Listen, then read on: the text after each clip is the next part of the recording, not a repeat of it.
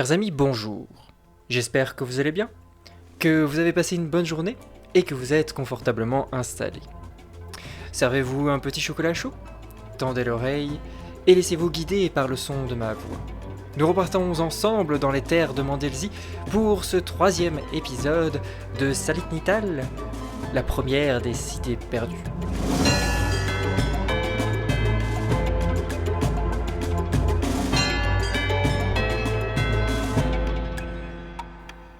Chapitre 3.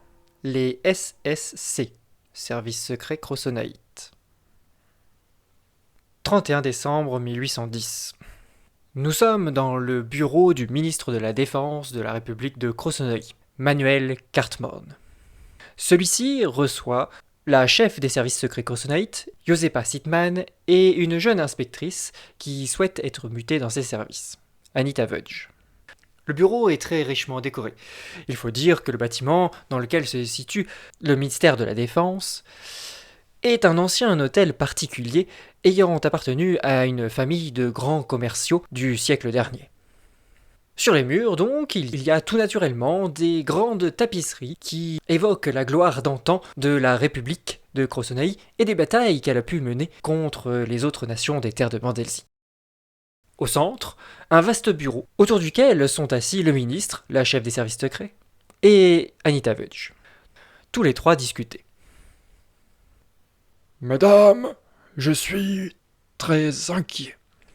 Les manifestations à Salit sont de plus en plus importantes et les heurts de plus en plus violents chaque jour. On ne m'ôtera pas d'un doute que quelqu'un tire les ficelles. On le sait, nous avons eu quelques bribes d'informations à ce sujet il y a un an, mais désormais, votre mission, si toutefois vous l'acceptez, sera de débusquer ce complot, si complot il y a. Comprenez bien, mesdames, que ceci est une mise à l'épreuve. Vous, Madame Sitman, en tant que chef des services secrets de la République, si vous ne parvenez pas à débusquer, ou en tout cas à me faire un rapport suffisamment complet sur cette situation, je serai dans l'obligation de vous révoquer. Quant à vous, Madame Vudge, vos états de service auprès des services secrets du roi d'Apartenay sont très élogieux. Aussi, quand vous avez postulé à notre police, nous vous avons tout naturellement accepté. Désormais, vous postulez au sein des services secrets.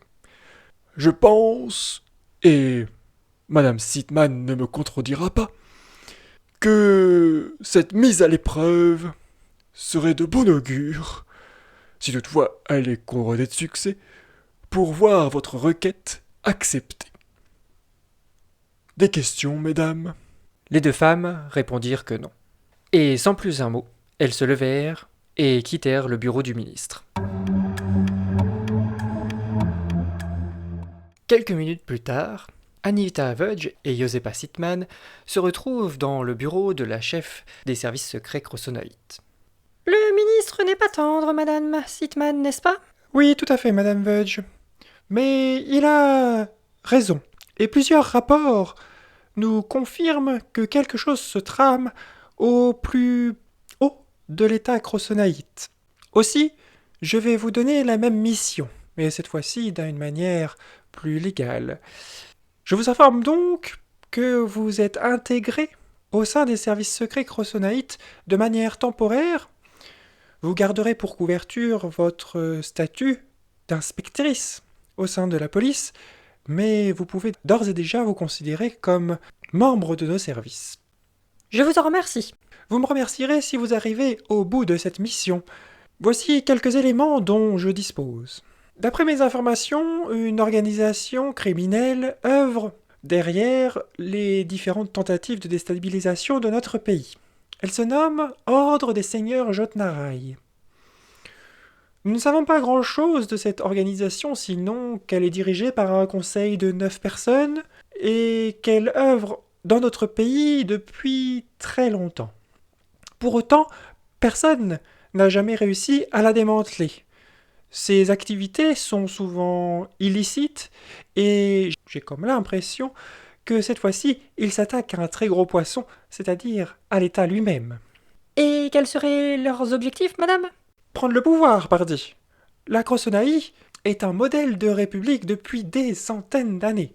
Il y a bien eu quelques périodes un peu sombres, mais c'est une république et parmi les plus anciennes des terres de Mandelsi. La déstabiliser et en prendre le contrôle serait pour eux extrêmement profitable. Ils disposeraient d'une population, d'une économie florissante et aussi d'une armée qui serait prête à les suivre. Comprenez bien ce que je veux vous dire. Si nous sommes en guerre aujourd'hui contre les autres nations des terres de Mandelsi, c'est uniquement parce que notre gouvernement l'a décidé. Néanmoins, il a pu être mal conseillé, et cette guerre pourrait être le prétexte pour retourner aussi l'armée contre ses gouvernants. Vous suspectez une tentative de coup d'État militaire? Je ne peux rien dire, mais en l'état, rien n'est à exclure, et votre travail aura son importance. Mais par où commencer? Ça, ma chère Anita, c'est à vous de le découvrir. La seule chose que je peux vous conseiller, c'est de surveiller au plus près les membres les plus influents de notre gouvernement. Y compris le ministre Cartman?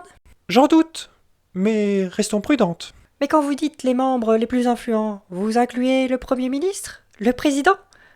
La vice-première ministre? Oui, tout cela en font partie. Il est probable que cette organisation, l'Ordre des Seigneurs Jotnaraï, est infiltrée jusqu'au plus haut niveau de l'État. Non pas dans les postes de fonctionnaires, mais jusqu'aux élus eux-mêmes. Cela serait plutôt difficile à gérer. Oui, en effet. Mais si nous nous y prenons suffisamment tôt, et si nous découvrons qui, au sein des plus hautes instances, est de mèche avec cette organisation, alors nous pourrons tout anticiper. Pour revenir sur votre question, je pense que nous n'avons rien à craindre du ministre Cartmorn. Il fait partie d'une autre organisation qui est concurrente à l'Ordre des Seigneurs Jotnaraï. Aussi, je ne le vois pas jouer sur les deux tableaux. Ces deux organisations se haïssant viscéralement. C'est bien noté, madame. Je vais suivre vos conseils et je pense partir en filature dès ce jour des plus influents membres de notre gouvernement. Bonne chance, Anita. Merci. Sur ces mots, les deux femmes se quittèrent.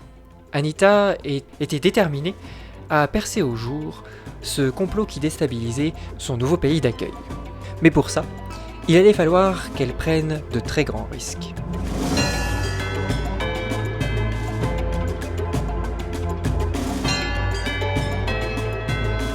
Merci d'avoir regardé cet épisode, on se retrouve dès demain pour la suite. En attendant, n'hésitez pas à partager cette vidéo, à laisser un petit commentaire, à vous abonner et à laisser un petit like si ça vous a plu. Allez, merci et à demain.